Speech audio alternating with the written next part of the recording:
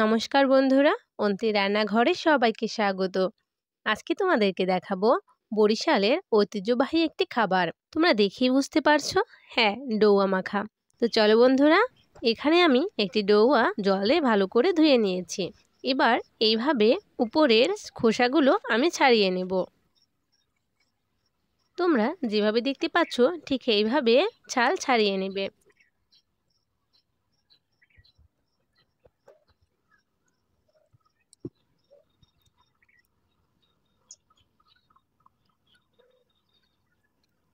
এরপরে ডৌয়াগুলো এইভাবে বের করে নিতে হবে।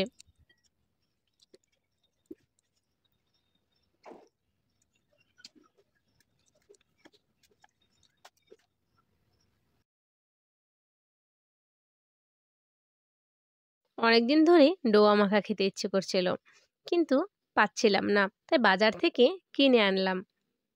ডোয়াটা 30 টাকা নিয়েছিল। যাই হোক, তো আমি কথা বলতে বলতে এইখানে ডোয়াটা সম্পূর্ণ বের করা হয়ে গেছে।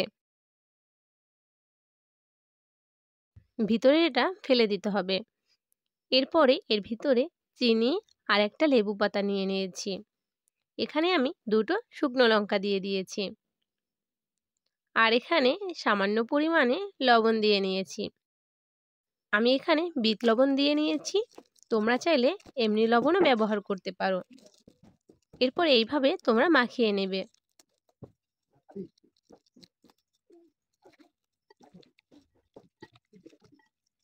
আমি অনেকদিন পরে ডোয়া খাচ্ছি, প্রায় 2 বছর তো হবেই। টক খেতে আমার খুবই ভালো লাগে। কে কে টক খেতে পছন্দ করো কমেন্টে কিন্তু অবশ্যই জানাবে। দেখা হচ্ছে পরবর্তী ভিডিওতে। টাটা সবাইকে।